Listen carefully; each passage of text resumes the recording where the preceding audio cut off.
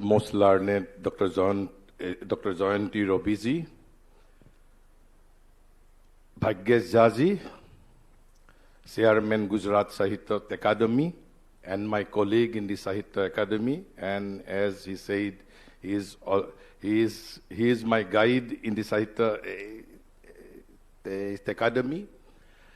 Mahapatra, the dynamic secretary of the Sahitya Academy Gujarat, and the respected Bibha Vaishnavji, and the cultured souls present in this august house. Gujarat is one of the strongest living and heroic embodiment of Indian culture. अतल जी का भाषा में इसका कंकर कंकर में संकर है. And Gujarat has a prominent place in my heart because Gujarat had been chosen by Maharshi as his Adi Karma Bhumi, and it will remain so forever for the whole of my life. So, इस भूमि को मैंने मेरा हृदय का अंतःस्थल से मैं प्रणाम करता हूँ. And then there is a clarification. Neither am I a scholar, nor do I possess scholarship. Why then this audacity on my part? I have a sense of offering anything and everything at the lotus feet of the Supreme Divine Mother. And this sense of surrender is the sole source of my strength and audacity. Sri Aurobindo wrote prodigiously on the epics, on the two epics. Specifically in his Foundations of Indian Culture, and another of his works which is titled as On the Mahabharata, which is unfinished work.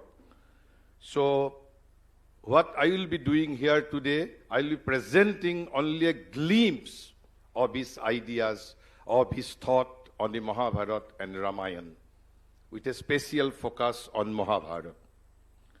So let me begin with an excerpt from his On the Mahabharata. On the Mahabharata. Mahabharata is not the work of single author. Mahabharata is the creation and expression not of a single individual mind, Sri Aurobindo says. Rather, it is the poem of itself written by a whole people. The original couplets, there were almost 24,000 to 27,000 couplets. But now Mahabharata is of 1 lakh slokas. Sri Aurobindo undertook in his On the Mahabharata, which is an unfinished work, to disengage these 24,000 couplets from the present 1 lakh slokas. But then why? So we will have an idea of his profound insight on the Mahabharata. Let me quote in Hindi one excerpt from his unfinished work on the Mahabharata. Why he undertook to disengage this original 24,000 couplets from the present 1 lakh slokas. Why? It is the Hindi translation of his original English. He wrote, let me quote, यह इसलिए कि महाभारत की समस्या का समाधान कोई दृष्टि से अनिवार्य है. Samasya, yani problem, is the disengagement of original 24,000 slokas. Why it is so necessary? Why it is extremely necessary? यह इसलिए कि महाभारत की समस्या का समाधान कोई दृष्टि से अनिवार्य है. 3 कारण उन्होंने दिया है. 3 कारण. निसंदेह इसका पहला महत्व आर्य संस्कृति और साहित्य के इतिहास के रूप में है. पहला कारण. 2, और यह भी जरूरी है कि व्यास की काव्यात्मक प्रतिभा का सही मूल्यांकन हो. व्यास की काव्यात्मक प्रतिभा का सही मूल्यांकन हो। और इन दोनों बातें से भी ज्यादा महत्वपूर्ण यह है कि जिसे कहने के लिए आसन्न कलियुग में मानव जाति के गुरु और दिशा निर्देशक बनकर श्री कृष्ण पृथ्वी पर अवतरित हुए, उस नीतिपरक कथा की सही समझ लोगों को हो। किस कारण के लिए कृष्ण पृथ्वी पर आया था। So this disengagement of the original Mahabharata written by Vyas, having 24,000 to 27,000 couplets from the present 1 lakh sloka. His original English, let me quote, for the solution of the Mahabharata problem is essential to many things. To any history worth having of Aryan civilization and literature, to a proper appreciation of Vesa's poetical genius, and far more important than either, to a definite understanding of the great ethical gospel which Sri Krishna came down on earth to teach as a guide to mankind in the dark Kali Yuga then approaching. So now, let me begin 2-3 things. In Foundations of Indian Culture, he started like this. He said, how we can represent the early mind of India. He says the early mind of India in the magnificent youth of the nation. What is very, very interesting line.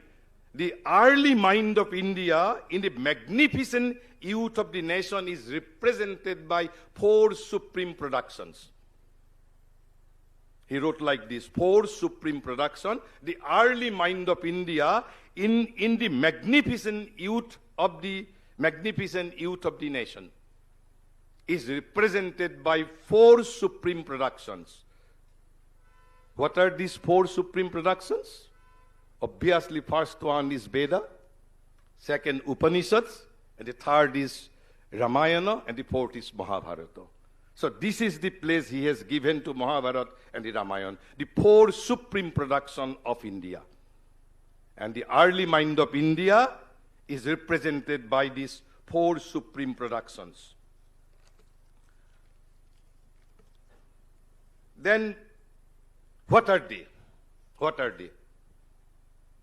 Even his single sentence is complete in itself.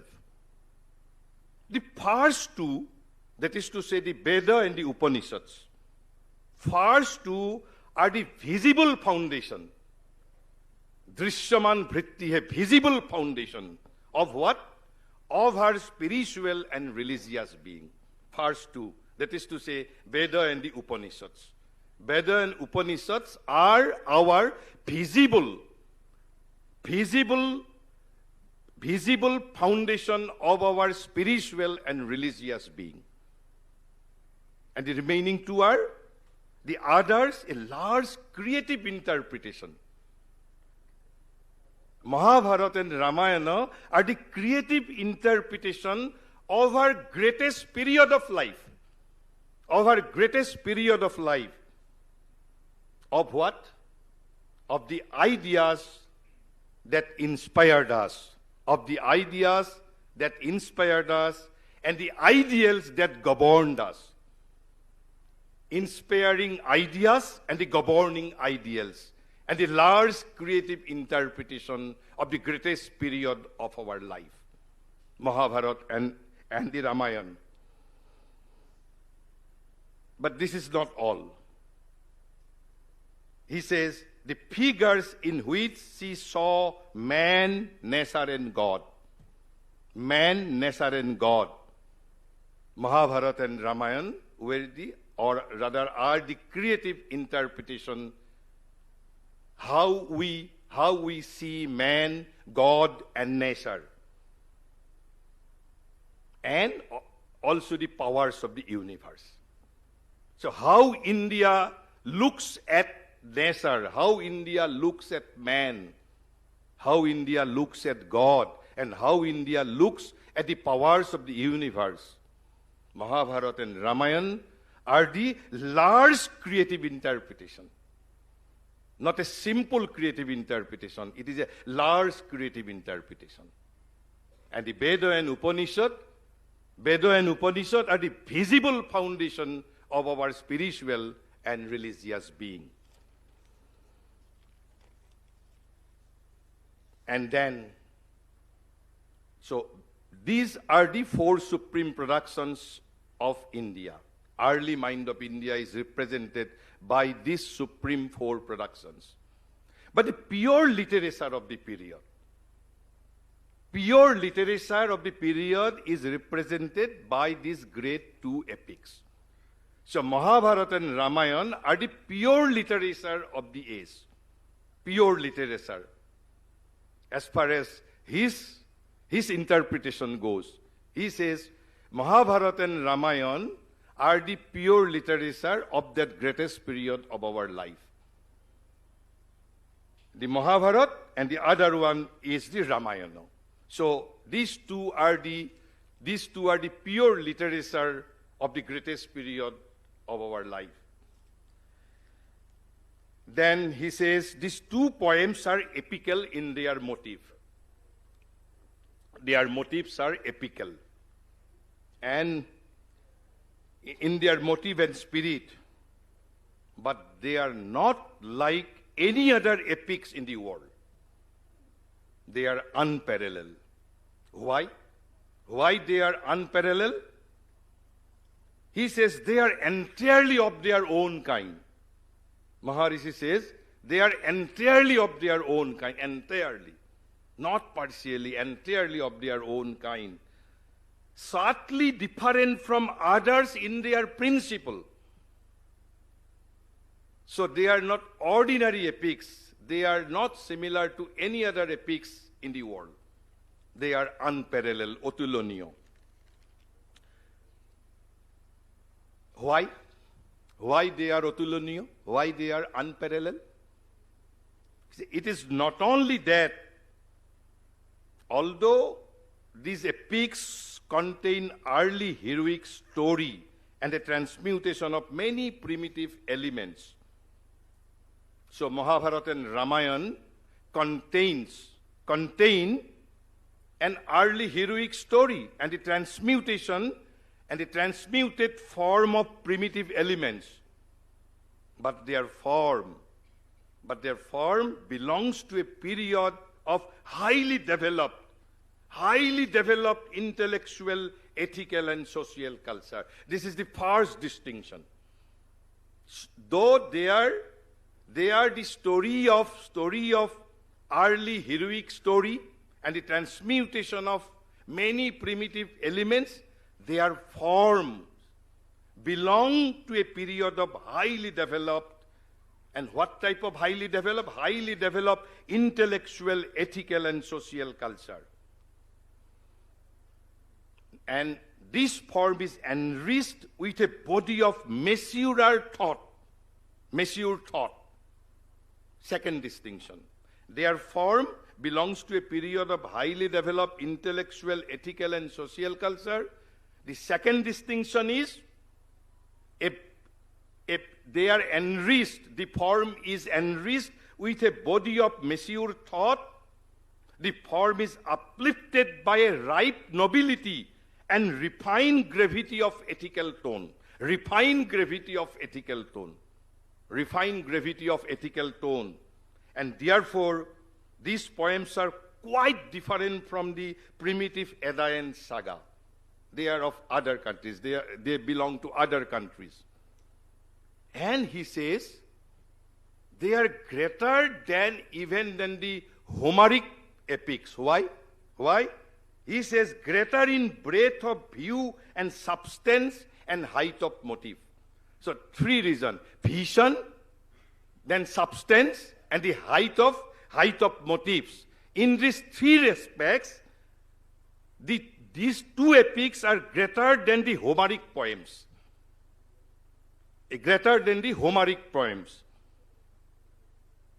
And he says, though there is a direct and straightforward vigor, a freshness and greatness and pulse of life, a simplicity of strength and beauty, that makes them quite another kind than the elaborately constructed literary epics. Of Virgil or Milton, Farduesi or Kalidasa. So their epics were elaborately constructed literary epics, and the Mahabharata and Ramayana are a direct and straightforward vigor, a freshness and greatness and pulse of life is there, a simplicity of strength and beauty, and that makes of them quite another kind. So this is an early comparison with other epics. So then Maharishi says there is a remarkable distinction of these two epics. There is a remarkable distinction. What is this remarkable distinction? Maharishi says this peculiar blending of the natural breath of an early heroic, swift and vigorous force of life. So early heroic story, blending of early heroic story with a strong development and activity of the ethical, the intellectual, even the philosophic mind. So Mahabharata and Ramayana, they are the blending, they are blends of what? The natural breath of an early, heroic, swift and vigorous force of life with the strong development and activity of the ethical, intellectual, even the philosophic mind is indeed a remarkable feature. You will never find this blending in other epics. And according to his words, it is a remarkable distinction, remarkable feature. And he says, these poems are the voice of the youth of the people. But what type of youth it is? What type of youth? He says, these poems are the voice of the youth of a people, youth of a nation. But what type of youth? He says, youth not only fresh, fine and buoyant, but also great and accomplished, wise and noble. It is the creation of the youth of the people, but it is not only a fresh and fine and buoyant, but also a great, accomplished, wise and noble youth.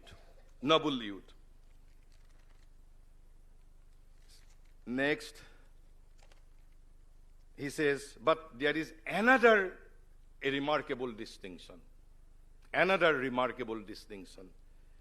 You have perhaps heard the word itihasa. But what is itihasa? Is it history? But what is itihasa? Perhaps Sri Aurobindo has given the most original insight of this word, itihasa. Why it is called itihasa? He says one of the elements of the old Vedic education was a knowledge of significant tradition. Itihasa. So what is itihasa then? First he says, knowledge of significant tradition. Knowledge of significant tradition is called itihasa. And the early critics use this particular word itihasa to distinguish Mahabharata and Ramayana from the other epics. So what is then itihasa? Knowledge of significant tradition. But later he explains what is this knowledge of significant tradition. What is this knowledge of significant tradition? He says it is the ancient historical or legendary tradition. So itihasa is the ancient historical or legendary tradition. But this is not the only characteristics of the itihasa. That has to be turned into what? Turned into creative use as a significant mythos or significant legend or significant tale. So itihasa, in order to be itihasa, ancient historical or legendary tradition has to be turned to creative use. Creative use of what? Creative use as a significant mythos. Mythos means legend, narrative, tale. Or tale expressive of some spiritual or religious or ethical ideal meaning. And thus it forms the mind of the people, formative of the mind of the people. So these are the characteristics of the itihasa. First, ancient historical or legendary tradition. Or the first word is knowledge of the significant tradition. And what is this knowledge of the significant tradition? It is the knowledge of the ancient historical or legendary tradition. But turned to use as a significant mythos. And turned to tell expressive of some spiritual or religious or ethical or ideal meaning, and thus formative of the mind of the people. So Mahabharata and Ramayana are itihasa of this kind. Itihasa of this kind, not only a storytelling. Itihasa of this kind, but on a large scale. He says, but on a large scale, not in a small scale, but on a large scale, and with a massive purpose. With a massive purpose. So itihasa on a large scale and with a massive purpose. We are to identify what is that massive purpose. So he says the poets who wrote and those who aided these great bodies of poetic writing did not intend merely to tell an ancient tale in a beautiful or noble manner, or even to fashion a poem pregnant with much richness of interest and meaning. Though they did both these things with a high success. So it was not merely to tell a story, though they did it beautifully. Then what were the purpose, other purpose? He says they wrote. They wrote. They means the authors wrote with a sense of their function as architects and sculptors of life. Architects of life. They wrote this epic as architects of life, Jivan ka stapati, as architects of life, not merely to tell a story. As architects and sculptors of life, creative exponents, fashioners of significant forms of the national thought, exponent of the national thought. Authors thought themselves not only as a storyteller, they thought themselves as the exponent of the national thought, as the architect of life. Architect of life. National thought, national religion, national ethics, and national culture. So the authors were not simple authors. They were the architects and the sculptors of life and the exponent of national thought, national religion, national ethics, and national culture. National culture. And another remarkable thing, Maharishi says, the whole ancient culture of India is embodied by these two epics. It is his word only. The whole ancient Indian culture, whole, not partial. He says, a profound stress of thought on life, a large and vital view of religion and society, a certain stress of philosophic idea runs through these poems. And the whole ancient culture of India is embodied in them. This is we have to keep in mind. The whole ancient culture of India is embodied by them. It is not mere storytelling. It's not a mere story. Rather, the whole ancient Indian culture is embodied. And with a great force of intellectual conception and living presentation. So living presentation and with a great intellectual conception. So whole Indian culture is embodied there.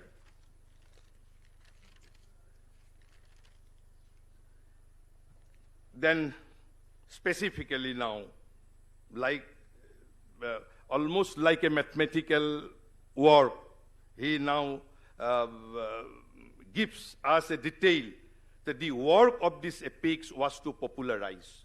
Number one, works of these epics was to popularize high philosophic and ethical and cultural practice. That is the first work. It were to popularize high, not simple, high philosophic, ethical and cultural practice, ethical idea and cultural practice. Then it was to throw out prominently. What to throw? And with a seizing relief and effect, in a frame of great poetry, on a background of poetic story and around significant personalities. That is to call Ram, Ravan, Mahabharata, around significant personalities that became to the people abiding national memories and representative figures, because all of them are representative figures. So, what was the main purpose? All that was based in the soul. This spirit is the central idea of Indian culture. The idea of eternal and the spirit. But Maharishi says in his essays on the Gita that modern mind has exiled two important things from their practical motive power. And what are those two things? One is God or the eternal. Other one is spirituality or the God state. But Maharishi says these two are the master conceptions of the Gita. So if I do not know if Gita is pursued as a management book, what purpose it will serve, I am not aware. Because if you do not regard these two concepts, God or the eternal, and number two, spirituality or the God state, because these two are, according to Sri Aurobindo, are the master conceptions of the Gita. And this is also the master conception of these two great epics, spoken in a different way. He says, all that was based in the soul and thought or true to the life. So life was paramount. Fulfillment of life was paramount. So all that was based in the soul and thought and true to the life, or real to the creative imagination and ideal mind, or characteristics and illuminative of the social, ethical, political, and religious culture of India. So these are the main works. These are the main works. All that was based in the soul and thought or true to the life, real to the creative imagination and ideal mind, or characteristics and illuminative of the social, ethical, political, and religious culture of India. It was not mere storytelling. So thus framed the epics. Either in the original Sanskrit or rewritten in the regional languages, brought to the masses by Kathakos, reciters, etc., and the chief instrument of popular education and culture. So these great two epics were the chief instrument of the popular education and culture, Mahabharata and Ramayana. Chief instrument of the popular education and culture. Molded the thought, character, aesthetic, and religious mind of the people. Number two. Number three, gave even to illiterate. What they gave something to illiterate, some sufficient tincture of philosophy, ethics, social, political ideas, aesthetic emotion, poetry, fiction, romance. All these things, these great two epics gave even to illiterate. That was the power of these great two epics. And that is why they are unparalleled. Then the most important, and with this I will conclude, as Maharishi has already said, that the early mind of India is represented by is represented by four supreme productions of her genius. Then what is the difference between Ved, Mahabharata, and the Ramayana and Mahabharata? What is the basic difference between Ved Upanishad on one side and on the other Ramayana and Mahabharata? According to Maharishi, he says that which was for the cultured classes contained in Veda and Upanishad sat into profound philosophical aphorism and treatise. So first, which was contained in Veda and Upanishad, how? Sat into profound philosophical aphorism and treatise. Inculcated in Dharmasastra and Arthasastra, put into creative and living figures. So you can say Ramayana and Mahabharata are the creative and living figures of what are contained in Veda and Upanishad, or in the Dharmasastras, or in the Arthasastras. So he says that which was for the cultured classes contained in the Veda and Upanishads sat into profound philosophical aphorism and treatise, or inculcated in Dharmasastra and Arthasastra, was put here into creative and living figures associated with familiar story and legend. Familiar story and legend fused into a vivid representation of life, and thus made a near and living power that all could readily assimilate through the poetic word. So what was in the Mahabharata and Ramayana, or what Mahabharata and Ramayana are? So it is the creative and living figures of what is contained in the Veda and Upanishads, number one. But associated with familiar story and legend, which have been fused into a vivid representation of life, making near and living power, so that all could readily assimilate. So that all could readily assimilate through the poetic word. But that is not all. There is another characteristics, another distinction of these great two epics. What is that great distinction? Is a distinction? These great two epics are appealing at once to the soul and the imagination and the intelligence. Mahabharata and Ramayana are appealing at the same time to the soul, to the intelligence, to the imagination. This is the most remarkable distinction, in my opinion, as envisaged by Maharishi. It is appealing at the same time, appealing to the soul, appealing to the imagination, appealing to the intelligence. So, Mahabharata especially is not the story of the Bharatas. Not the story of the Bharatas.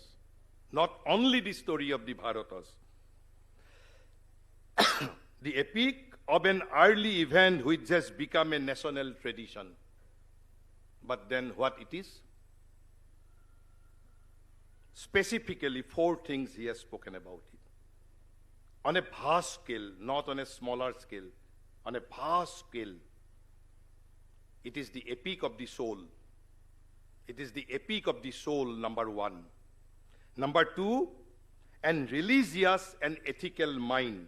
Epic of the religious and ethical mind. Epic of the soul, number 1. Epic of the religious and ethical mind, number 2. Epic of the social and political ideals. What not then? So, and the culture and life of India. Culture and life of India. And so, Maharishi says, that there is a popular saying, whatever is India is in the Mahabharata. And Maharishi says that there is a certain measure of truth in this saying, that whatever is in India, all are in the Mahabharata. Now, 2 quotes in Hindi. With these 2 quotes, let me conclude. On the Mahabharata, he says, मैंने बहुत संक्षेप में केवल इसके कुछ महत्तर पक्षों का संकेत किया है, लेकिन यदि मेरा विवरण सटीक है तो यह स्पष्ट है कि हस्तक्षेपों से मुक्त Mahabharat, that is to say disengagement of Mahabharata from the present 1 lakh slokas and restoring it to its original 24,000 to 27,000 couplets. हस्तक्षेपों से मुक्त महाभारत न केवल एक सशक्त महाकाव्य है, बल्कि यह विलक्षण रूप से मूल्यवान ऐतिहासिक दस्तावेज है, historical document. And number 2, the second, महान आर्य सभ्यता की झलक महाभारत में मिलती है. यह इतिहास है उस काल का, यह इतिहास है उस काल का जिसमें विशाल हृदय और गंभीर मनसयुक्त राष्ट्र के विभिन्न प्रकार के विचार और संवेग गर्भित है. With my infinite gratitude to Sri Aurobindo and the Mother, and my gratitude from the inmost being of my heart to the Gujarat Sahitya Academy, particularly my elder brother Bhagyesh Jaji, and again with my pranam to this Pavan Bhumi, let me conclude here. Thank you.